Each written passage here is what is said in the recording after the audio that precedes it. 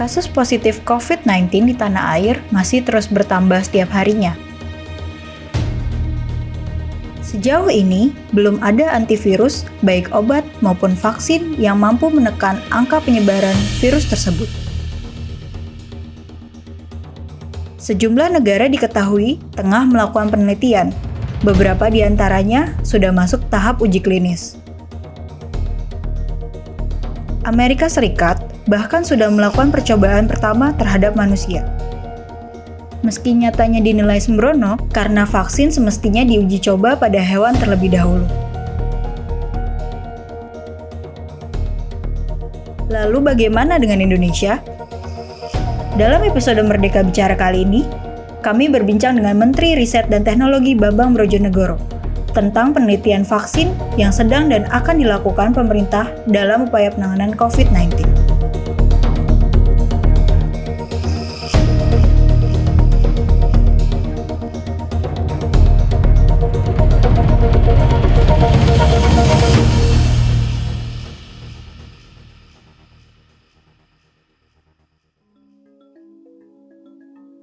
Assalamualaikum, Pak.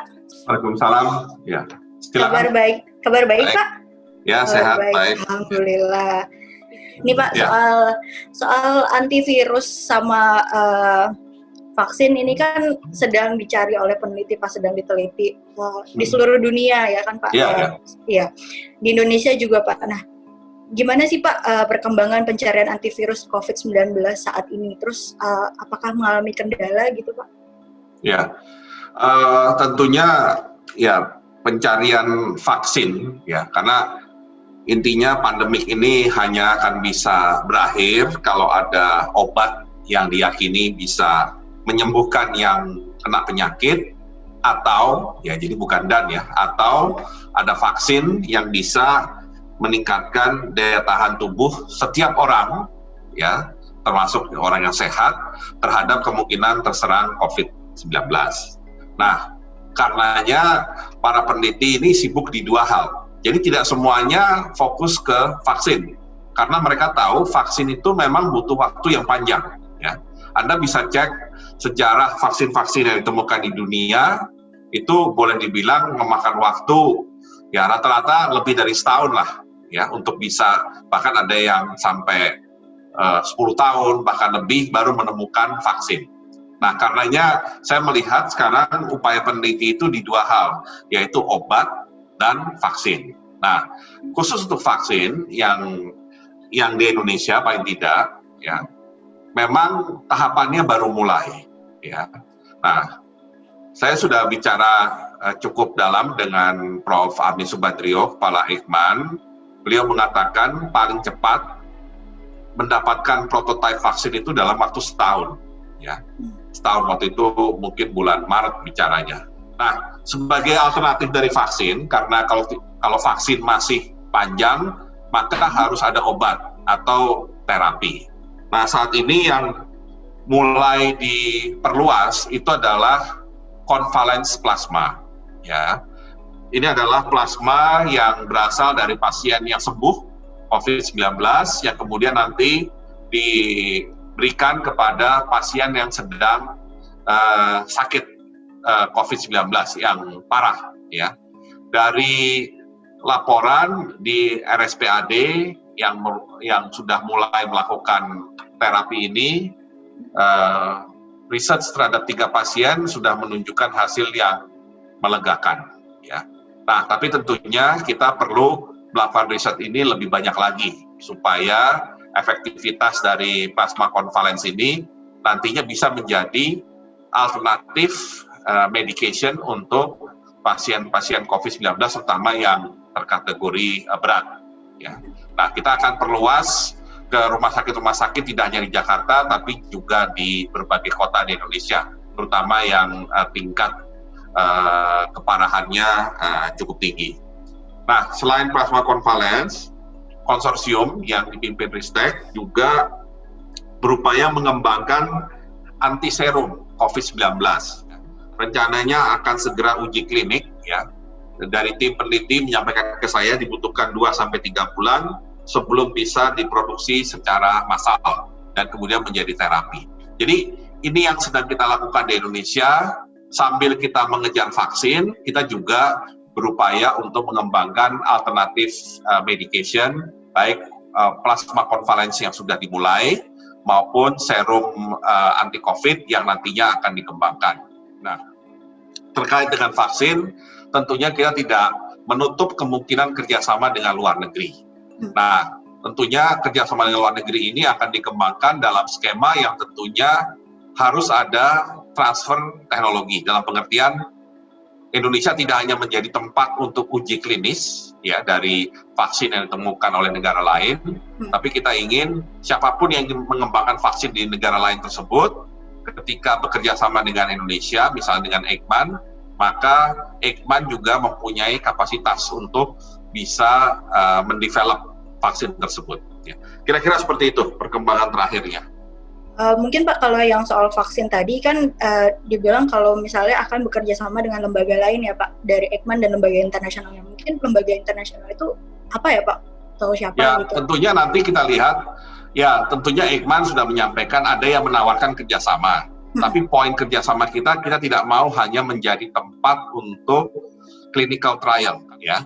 Nah karenanya kita menginginkan siapapun yang mengajak Eijkman kerjasama, misalkan karena itu di bawah Ristek, poin saya dengan Pak Amin kita sudah sepakat harus yang sifatnya mau transfer of teknologi. Jadi istinya mengembangkan vaksin itu bersama-sama, bukan kita hanya menjadi tempat trial, kemudian setelah produksi ya mereka atas nama mereka sendiri. Gitu.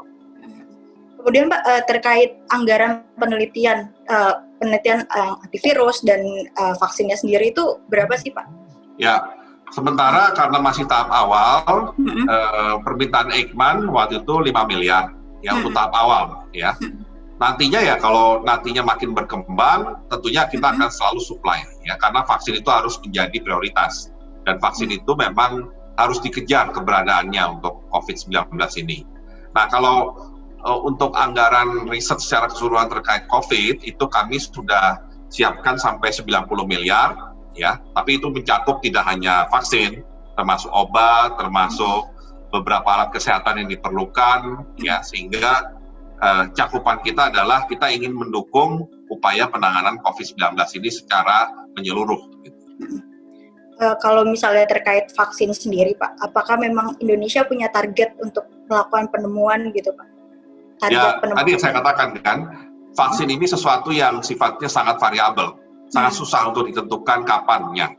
Ya, jadi kalau misalnya saat ini istilahnya kalau ini semacam balap lari, yang satu ada 2 orang yang pelari, yang satu ngejar vaksin, yang satu ngejar obat, most likely yang ngejar obat dulu yang masuk finish, karena dia tinggal uji clinical trialnya pada orang yang sakit, ya, kemudian disembuhkan. Makanya kita tidak mau terpaku hanya mengejar vaksin, dan kita tahu bahwa vaksin ini akan makan waktu lama, dan saya yakin semua negara juga berpikir sama. Ya, makanya negara-negara lain juga berlomba-lomba juga mencari obat. Ya, munculnya nama-nama seperti Avigan, Tamiflu, Chloroquine itu adalah upaya untuk paling tidak ada obat yang bisa menenangkan masyarakat bahwa penyakit ini bisa diobati. Ya, meskipun barangkali itu belum obat yang paling ampuh misalkan, tapi paling tidak ada harapan ada jenis obat yang barangkali cocok.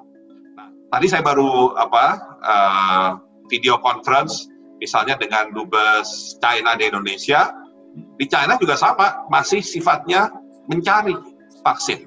Ya, jadi mereka fokus pada obat-obatan untuk menangani penyakit COVID ini. Ya, kalau vaksin sekali lagi, ini masih butuh riset yang panjang. Kemudian Pak, kalau misalkan nih Pak, vaksin sama antivirus sudah ditemukan di negara lain nih, apakah kita akan pakai vaksin dan antivirus dari luar negeri gitu Pak? Kalau vaksin itu sudah sudah diratifikasi, memang sudah di-approve, misalnya oleh WHO, ya sudah diakui WHO sebagai vaksin, ya tentunya nanti akan kita produksi, ya. Kita akan produksi, ya, dengan catatan ya bahwa rekomendasi WHO itu memang bisa dipakai untuk Indonesia, ya. Jadi intinya yang paling penting kita justru harus bisa memproduksi, dan memproduksi itu yang butuh uang yang besar, ya. Bisa dibayangkan bahwa nanti vaksin ini challenge-nya adalah dari sisi produksinya, karena baru Bio Farma kan yang bisa produksi vaksin. Yang kedua adalah nanti biaya untuk memvaksin. Tapi saya yakin pemerintah sangat komit dengan ini, baik untuk produksinya maupun nanti pemberian vaksinnya. Kemudian Pak, terkait ini kan tadi Bapak bilang kalau misalnya merujuk WHO, Indonesia juga akan memproduksi dah. Terus bagaimana dengan penelitian yang di dalam negeri? Apakah memang diteruskan gitu Pak soal vaksin? Ya, menurut saya kita tetap harus punya kemampuan meneliti mengenai vaksin. Jadi kalau misalkan ada vaksin yang sudah direkomendasikan WHO, ya paling tidak kita belajar bagaimana membuat vaksin tersebut, ya. Maksudnya develop vaksinnya tanpa bisa klaim karena itu bukan vaksin kita, tapi paling tidak kita bisa membuat prototipe vaksinnya dan kemudian diproduksi secara skala besar oleh Bio Farma. Ya. Itu yang paling penting karena yang tadi saya katakan Indonesia itu negara besar. Negara besar seperti Indonesia nggak bisa mengandalkan vaksin yang 100% impor. Ya, jadi baik produksinya bahkan sampai risetnya kita harus benar-benar pegang. Dan sekali lagi Indonesia itu negara tropis. Jenis penyakitnya tuh jauh lebih complicated daripada penyakit-penyakit di belahan dunia lain gitu. Kemudian Pak, ini soal fokus prioritas yang ada di Indonesia. Apakah saat ini pemerintah itu untuk penanganan COVID-19 fokusnya di mana sih Pak sebenarnya? Apakah pengadaan alat tes dulu, apakah alat kesehatan atau produksi obat, atau memang penelitian obat COVID yang diutamakan, yang prioritas utama untuk penanganan? Ini prioritas risetnya aja kan? Iya. Ya, kalau prioritas di kami adalah kita memfokuskan pada kebutuhan yang jangka pendek dulu, ya. Nah, kalau lihat dari kebutuhan jangka pendek, kenapa kita milih ventilator misalkan? Karena itu jelas kebutuhan jangka pendek.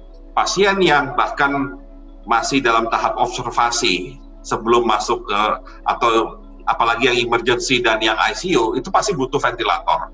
Kemudian tadi yang saya katakan ya, masalah alat kesehatan juga yaitu screening ya. Nah, kita tentunya ingin segera COVID-19 ini selesai lah intinya ya. Nah, tapi tahapan itu akan agak sulit tercapai kalau kita belum melakukan tes secara masif. Nah, tes yang masif memang bisa dilakukan dengan rapid test, dikombin dengan PCR. Tapi ujungnya tetap dua-duanya butuh test kit. Ya. Jadi dua-duanya ini alat kesehatan, baik test kit maupun ventilator ini menjawab kebutuhan jangka pendek. Nah, kalau terkait dengan obat dan vaksin tadi, yang tadi saya katakan, vaksin jalan, tapi di satu sisi, segala macam obat atau treatment yang bisa segera membuat COVID ini lebih bisa teratasi, itu kita akan lakukan. Makanya ketika ada ide convalescent plasma, itu langsung kita jadikan prioritas. Ketika ada ide serum, kita dukung. Paling tidak idenya harus diangkat ke permukaan supaya bisa diuji. Ya, jadi hal-hal seperti itu yang menjadi prioritas kita dalam penanganan COVID, karena tidak bisa semuanya dilakukan bersamaan, karena ada yang masih jangka panjang kayak vaksin tadi. Bukan berarti vaksin nggak penting loh, tapi vaksin itu memang durasinya jangka menengah panjang. Ya. Sedangkan jangka pendek ini banyak isu yang harus segera kita selesaikan. Siap. Terima kasih Pak atas waktunya. Mungkin sekian. Terima kasih ya Pak ya. Ya, terima kasih ya. Assalamualaikum. Waalaikumsalam.